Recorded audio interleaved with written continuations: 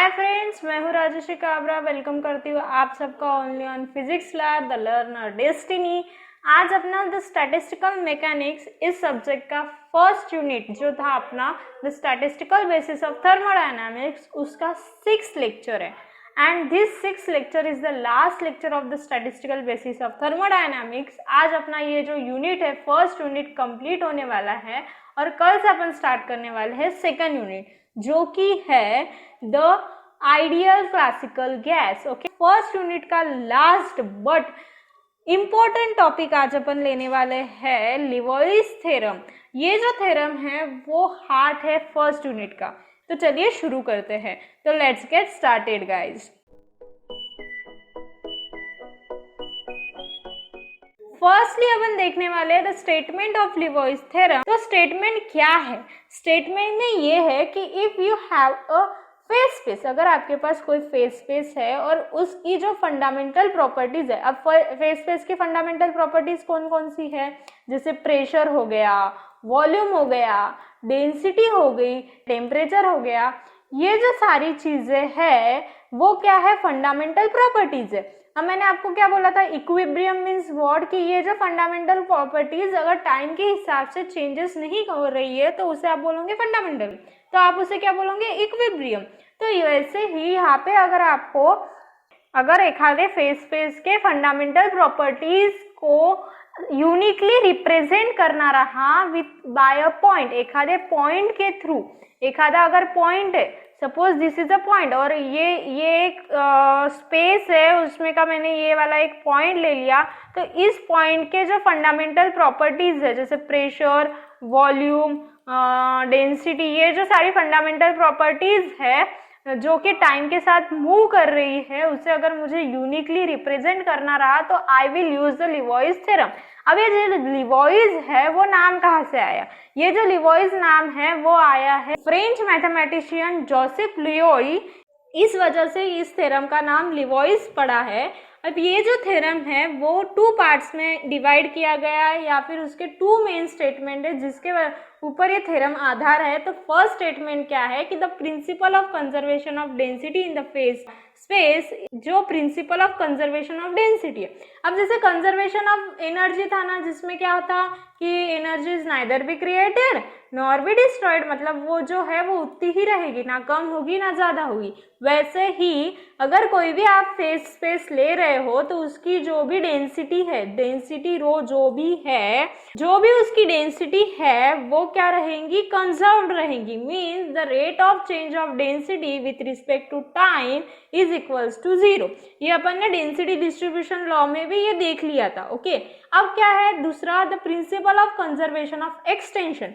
अब इसमें extension means यहाँ पे अगर मैंने एक रबर बैंड लिया और दोनों भी साइड से उसे फोर्स लगाया तो मुझे ये जो रबर बैंड की साइज है वो क्या मिल गई? थोड़ी सी एक्सटेंड हो गई, मतलब ये इतनी जो साइज है उसकी एक्सटेंड हो गई।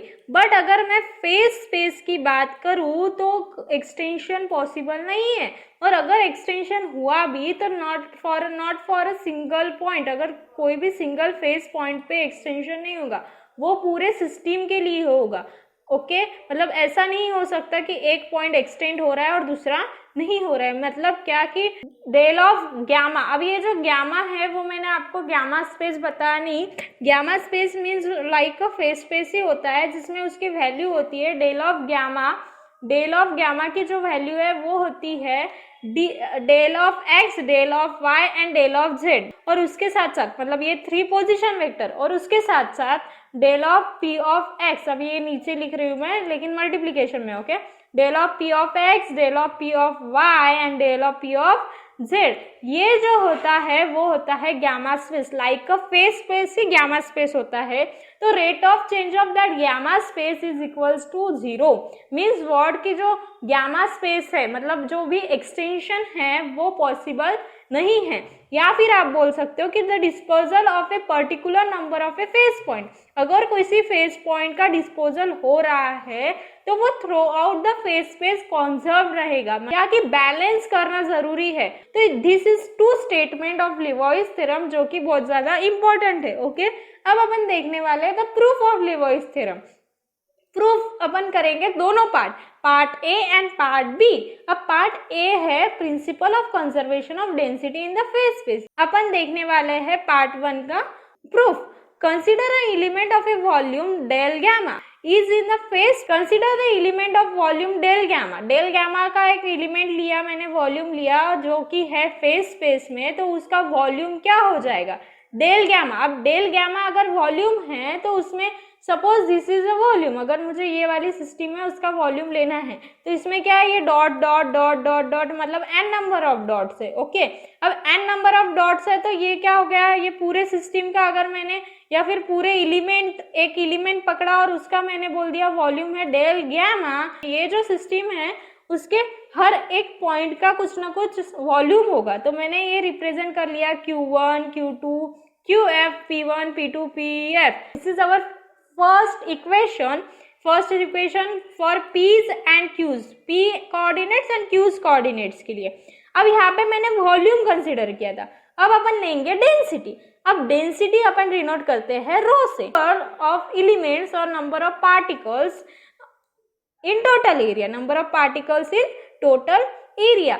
अब ये जो नंबर ऑफ पार्टिकल्स है अपन डेल एन लेंगे, जो नंबर ऑफ वॉल्यूम है, वॉल्यूम अपन ने यहाँ पे डेल गैमा कंसीडर किया है, तो डेल गैमा अपना वॉल्यूम हो गया, तो rho equals to del N by del gamma. अब ये इधर गया तो ये क्या हो जाएगा मल्टीप्लीकेशन में, तो मल्टीप्लीकेशन में हो गया तो अपने को क्या मिला, del N equals to rho into del gamma, जहाँ पे डेल गैमा क्या है, वॉल्यूम है, एंड डेल एन क्या है, नंबर ऑफ फेस पॉइंट, ये रो क्या है, density. This is our equation number 2। अब अगर मैंने इक्वेशन नंबर 2 को डिफरेंशिएट किया विथ रिस्पेक्ट टू टी, अगर मैंने इसको डिफरेंशिएट किया विथ रिस्पेक्ट टू टी, तो D by D T of del N equals to D by D T of rho into del gamma. अब ये जो है उसे आपने इक्वेशन नंबर 3 दे दी। अब जो गैमा है वो कोऑर्डिनेट्स या फिर आप डेंसिटी बोल दो, मैंने क्या बोला था, P एंड Q कोऑर्डिनेट से, तो अपने को क्या करना पड़ेगा यार, यहाँ पे for P coordinates and for Q coordinates, और हर एक एलिमेंट के लिए कंसिडरेशन करना पड़ेगा। मतलब n1 नंबर्स ले रहे हैं, n1 नंबर का अगर पार्टिकल्स ले रहे हैं, there are n number of particles, तो यहाँ पे f नंबर ऑफ पार्टिकल्स लिया, कोई भी आप लेटर ले सकते हो, तो यहाँ पे f नंबर ऑफ पार्टिकल्स लिए, तो नंबर ऑफ पार्टिकल्स क्या हो गए, n1, n2, n3 so on to nf for P's and Q differently. तो फिर ये क्या हो जाएगा, n1P, n2P ऐसे। अब ये कैसे कंसिडरेशन में लेना है अपने को वो देखेंगे। ये हो गया इक्वेशन नंबर 3। अब क्या हुआ, the change in number of a phase point corresponding to Q1 is equals to, अपन क्या करेंगे अब Q1 के लिए और Q2 के लिए दो डिफरेंट लेंगे एंड देन उसके नेट निकालेंगे फॉर Q's एंड P's, ऐसे निकालेंगे फॉर n1 के लिए, और जो वो n1 है उसका निकालेंगे nf के लिए। तो यहाँ पे मुझे क्या करना पड़ेगा, पहले ये जो n है मेरे पास, n जो है, बड़ा n जो है उसमें बहुत सारे पार्टिकल है, मतलब ये सपोज एक ऑब्जेक्ट है तो उसमें का ये जो पॉइंट है वो n1 है, ये जो पॉइंट है वो n2 है, ये जो पॉइंट है उसमें n3 है। तो अब ये n1 के लिए कितने हो गए, दो कोऑर्डिनेट्स हो गए, एक p और एक q, दो कोऑर्डिनेट्स हो गए। तो फिर n1 के लिए आपको क्या करना पड़ेगा, q1 के लिए देखना पड़ेगा, फिर p1 के देखना पड़ेगा। इन दोनों का नेट किया, मतलब इन दोनों की एडिशन की, तो आपको मिलेगा n1 के लिए, और n1 फिर प्लस n2 प्लस ऐसे सो ऑन, सबकी एडिशन की तो आपको मिलेगा बड़े n के लिए। तो ये सब कैसे ले रहे हैं ये देखेंगे। ये अपने पास दो इक्वेशन मिल गए। अब ये जो दोनों इक्वेशन है, equation number 4 and equation number 5, ये मिले आपको the change in the number of phase point corresponding to P1 and the change in number of phase point corresponding to Q1। और मैंने क्या बोला था, दोनों का नेट निकाला। अगर net change in number of phase point निकालना है n1, तो आपको दोनों की करनी पड़ेगी एडिशन, और फिर n1 के लिए निकाला, फिर n2, n3, n4, n5, n6, n तक अगर आप निकालोगे तो फिर उसका हो जाएगा समेशन, मतलब सारे की एडिशन, डिफरेंट नहीं निकाल के समेशन लगा के फॉर एनाइड्स के लिए ले रहे हो, हर एक पार्टिकल्स के लिए। ओके, तो यहाँ पे क्या हो जाएगा, for D by D T of del N equals to change in that phase point is equals to, minus common ले लिया, फर्स्ट अपन उसको ऐड कर देंगे, मतलब इन दोनों के एडिशन करेंगे पहले। तो ये प्लस ये अगर करना है आपको, ये दोनों के एडिशन करना है तो माइनस माइनस, एक माइनस कॉमन हो गया, इसकी प्लस ये हो गया एक दो गामा जो हो गया वो हो गया कॉमन। तो ये आपको क्या मिल गया ऐसा। सिर्फ मैंने क्या किया, माइनस कॉमन निकला, दोनों की एडिशन कर दी, मतलब नेट आपको जो है वो मिल गया। तो ये दोनों की एडिशन माइनस आ गया common for i equals to 1 to f number of particles लिए, इसलिए अपन ने i को डिनोट किया फॉर 1 to f। तो अब यहाँ पे ये जो है वो सिंपल मैथमेटिक्स है, मैं आपको इतना नहीं बताने वाली हूँ कि समेशन कहाँ से है। समेशन ये आपने समेशन कैसे लिखा, आपको पता है कि अगर आपको n नंबर ऑफ पार्टिकल्स के एडिशन करनी है तो आप समेशन लगा सकते हो। ओके, तो आप फ्रॉम इक्वेशन नंबर 3 से आप क्या बोल सकते हो, फ्रॉम इक्वेशन नंबर 3, ये जो आपका इक्वेशन नंबर 3 है इसमें आपने क्या कर दिया, रोड ये जो है चेंज इन दैट, ये उसकी वैल्यूज रख दी, और इक्वेशन नंबर 3 पे से आप बोल सकते हो ये do rho by do T of do gamma equals to ये जो वैल्यू है वो यहाँ पे डाल दी। अब डो गैमा दोनों भी इसमें है, मीन्स कैंसिल आउट हो जाएंगे, तो डो गैमा हो गया कैंसल, बचा आपके पास 3ba do rho by do T, मतलब change in the rate of change of density with respect to time equals to मिल गया आपको ये वाला इक्वेशन। अब ये जो इक्वेशन है इसमें आपको वैल्यूज होना P I dot and Q I dot की। अब P I dot and Q I dot की वैल्यू ली अपन ने फ्रॉम द क्लासिकल मैकेनिक्स। अब क्लासिकल मैकेनिक्स में आपने हैमिल्टनियन इक्वेशन ऑफ मोशन पढ़ा होगा, तो उस हिसाब से जो हैमिल्टनियन इक्वेशन ऑफ मोशन है उस हिसाब से do H by do Q I equals to होता है minus P dot of I, and do H by do P I equals to होता है क्यू डॉट ऑफ आई। कि आपको क्या करना पड़ेगा कि ये जो वैल्यू है उसको डिफरेंशिएट करना पड़ेगा with respect to P I, and ये जो वैल्यू है उसको डिफरेंशिएट करना पड़ेगा with respect to Q I. अगर इन दोनों वैल्यूज को with respect to P I and Q I अगर रिस्पेक्टिवली आपने उसे डिफरेंशिएट किया तो आपको आंसर क्या मिल रहा है, आपको आंसर मिल रहा है ये del square by H upon del Q I del P I equals to minus del of P dot of I upon del of P I. और वैसे ही इसका, अब ये जो वैल्यूज है वो आपको मिल गई, तो from this we can say that ये वैल्यू और ये वैल्यू सेम हो गई, ये दोनों वैल्यू सेम हो गई, मीन्स इक्वल्स टू ये दोनों वैल्यू भी क्या हो जाएंगी, सेम हो जाएंगी। मीन्स आप क्या लिख सकते हो, this equation is equals to this equation is equals to this equation. तो ये तीनों वैल्यूज लिख दी मैंने यहाँ पर। अब यहाँ पर माइनस साइन है, यहाँ पे प्लस साइन है, तो अगर मैंने इसको इधर लेके गया तो ये क्या हो जाएगा प्लस, तो ये हो जाएगा इधर जाके प्लस, माइनस का हो जाएगा प्लस, और आपको मिलेगा ये। तो अब ये जो इक्वेशन है वो हो गया इक्वल्स टू 0, क्योंकि इसका कुछ काम नहीं है अपने पास। 7 नंबर के इक्वेशन का क्या करना है, अब putting the value of equation 6, अब जो इक्वेशन 6 की वैल्यू जो आपके पास है वो आप क्या करोगे, पुट करोगे उसमें।